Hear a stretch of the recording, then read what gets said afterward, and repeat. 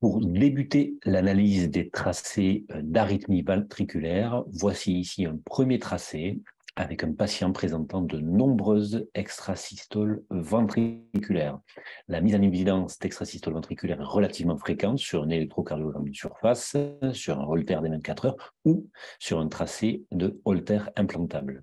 Alors, une extrasystole ventriculaire, on a ici, ici, ici, et la mise en évidence d'un battement qui est prématuré, donc par rapport au rythme de base, on a un battement qui est prématuré, qui arrive de façon précoce par rapport au rythme de base. Si c'est une extrasystole ventriculaire, on aura un battement avec un QRS qui sera élargi, supérieur à 120 millisecondes. Et comme ici, si on prend le rythme de base, derrière l'extrasystole, il est relativement fréquent d'avoir ce que l'on appelle un repos compensateur, donc un ralentissement sur un battement de la fréquence. Battement normal, battement normal, battement normal, extrasystole ventriculaire, repos compensateur, extrasystole ventriculaire, repos compensateur. Quand on va décrire le tracé, on va essayer de mettre en évidence est-ce qu'il existe des séquences particulières, comme ici par exemple. Sur ces 4 lignes, on a des séquences qui se répètent, battement normal, extrasystole, battement normal, extrasystole, battement normal, extrasystole, et ainsi de suite. Il s'agit d'un bigéminisme ventriculaire, c'est-à-dire l'alternance entre battement normal et une extrasystole. Si l'on prend ici cette courte séquence, on a cette fois battement normal, extra, battement normal, extrasystole, battement normal, extrasystole. Cette fois, donc l'alternance entre 2 battements normaux et une extrasystole, cela s'appelle un trigéminisme. Un point important de l'analyse est également de compter le nombre de morphologies différentes d'extrasystoles ventriculaires. On voit ici que sur ce tracé, on ne retrouve qu'une seule morphologie d'extrasystole ventriculaire, et donc il y aurait un seul foyer d'extrasystole ventriculaire, l'extrasystole ventriculaire correspondant à la décharge d'un foyer situé au niveau du myocarde ventriculaire. Voici un second tracé d'un patient présentant des extrasystoles ventriculaires. Sur le graphe, on va avoir très fréquemment ce type d'aspect-là chez un patient présentant de nombreuses extrasystoles ventriculaires. On a ici le rythme de base, la fréquence normale. Puis, quand surviennent les extrasystoles ventriculaires, on aura l'alternance entre un battement prématuré, donc rapide, puis un battement plus lent qui correspond au repos compensateur, battement normal, extra, battement plus lent, correspondant au repos compensateur. Quand on va analyser le tracé, on va rechercher l'existence de formes répétitives. Donc on voit ici que ce patient présente de nombreuses extrasystoles ventriculaires. Cette extrasystole ventriculaire est isolée, battement normal, extra, repos compensateur, extra. Ici, on a ce que l'on appelle un doublé, donc un battement normal, une première extra, puis une deuxième extrasystole ventriculaire consécutive. Ici, on a un triplet, un battement normal, une extra, 2 extras, 3 extras consécutifs. Un triplet. Donc, on ne confond pas un doublé, 2 extrasystoles ventriculaires consécutives, et le bigéminisme, où c'est l'alternance entre un battement normal et une extra. Battement normal, extra, battement normal, extra. Enfin, sur ce tracé, on voit une succession, cette fois, d'extrasystoles, 1, 2, 3, une quinzaine de battements consécutifs. C'est ce que l'on appelle une tachycardie ventriculaire non soutenue, puisqu'elle fait plus de 5 complexes et elle dure moins de 30 secondes avec une réduction spontanée. Donc, tachycardie ventriculaire non soutenue, plus de 5 complexes, moins de 30 secondes. Ce tracé montre un épisode de tachycardie ventriculaire enregistré chez un patient implanté dans le cadre d'une myocardiopathie ischémique avec l'hypothymie et syncope. Sur le tracé, on voit au départ un rythme sinusal, puis un premier battement à QRS large, puis une tachycardie régulière, monomorphe, les QRS sont toujours les mêmes, avec des QRS larges. Il s'agit donc d'une tachycardie ventriculaire jusqu'à preuve du contraire. Il s'agit du diagnostic le plus probable dans le cadre d'une myocardiopathie ischémique. Pour avoir un diagnostic de certitude de tachycardie ventriculaire, il faudrait mettre en évidence ce que l'on appelle une dissociation auriculo-ventriculaire, c'est-à-dire la mise en évidence que les ventricules sont plus rapides que les oreillettes.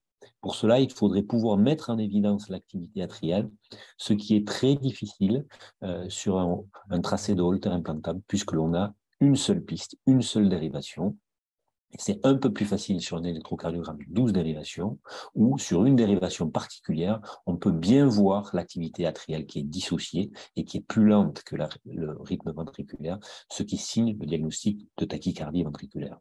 Donc, sur les tracés de Holter implantables, on va souvent pouvoir dire qu'il s'agit très probablement d'une tachycardie ventriculaire.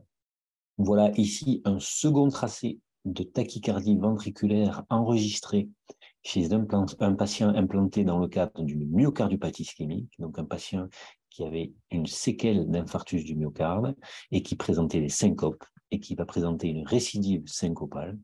On voit ici le rythme de base sinusal, puis une première extrasystole et le déclenchement d'une arythmie très rapide, puisqu'on finit avec des cycles autour de 240 millisecondes, c'est-à-dire autour de 250 battements par minute.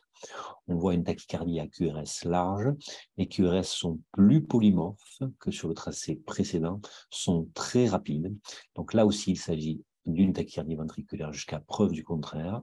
Et on comprend pourquoi, sur cet épisode, le patient a été symptomatique. Il a présenté une hypothymie, une perte de connaissance, expliquée par l'existence de cycles ventriculaires très rapides. Le danger, évidemment, de cette arythmie, c'est qu'elle dégénère en fibrillation ventriculaire, ce qui n'est pas le cas ici, puisqu'on a une réduction spontanée. En tout état de cause, chez ce patient avec myocardiopathie ischémique, syncope et mise en évidence d'un trouble du rythme ventriculaire très rapide et polymorphe, il y a une indication claire à l'implantation d'un défibrillateur cardiaque. Ce tracé montre une tachycardie très inquiétante enregistrée chez un patient jeune implanté dans le cadre d'une canalopathie, une maladie génétique. Ce patient avait présenté une syncope et ce tracé avait été enregistré. On voit sur le tracé la mise en évidence d'un trouble du rythme ventriculaire très rapide. Les complexes QRS sont larges, ils sont polymorphes. Cela correspond très probablement à une fibrillation ventriculaire avec des cycles, une fois de plus, très rapides, une activation anarchique. On ne reconnaît plus les complexes QRS, on ne reconnaît plus les ondes de T, on ne peut plus dissocier systole et diastole. On voit ici que le tracé est interrompu pendant une quarantaine de secondes, donc avec poursuite de ce trouble du rythme ventriculaire. Il est évident qu'ici, on a un arrêt cardiaque, c'est-à-dire une inefficacité des contractions ventriculaires. On voit que le tracé se dégrade encore avec cette fois vraiment une activité complètement anarchique. Et ce qui est très rare, par chance, chez ce patient-là, on a une réduction spontanée du trouble du rythme ventriculaire.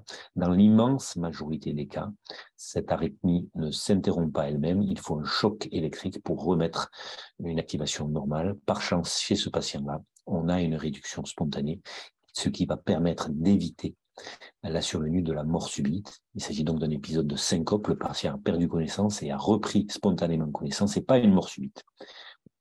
L'aspect caractéristique ici donc de fibrillation ventriculaire, tachycardie ventriculaire à QRS large, polymorphe, anarchique, voilà, entraînant une inefficacité circulatoire et nécessitant, dans l'immense majorité des cas, la réalisation d'un choc électrique. Voici ici un tracé d'un patient implanté d'un moniteur cardiaque qui a présenté une mort subite et on reconnaît sur le tracé l'aspect caractéristique de fibrillation ventriculaire avec des cycles ventriculaires extrêmement rapides, anarchiques, polymorphes, où on ne distingue plus les QRS des ondes de T, on ne distingue plus les systoles des diastoles. Dans ce cadre-là, on voit ici l'arythmie se poursuit. Le seul traitement qui permet de rétablir le rythme normal sera le choc électrique. Vous voyez ici le tracé qui enregistre l'artefact au moment où le choc a été délivré et a permis de rétablir une activation normale.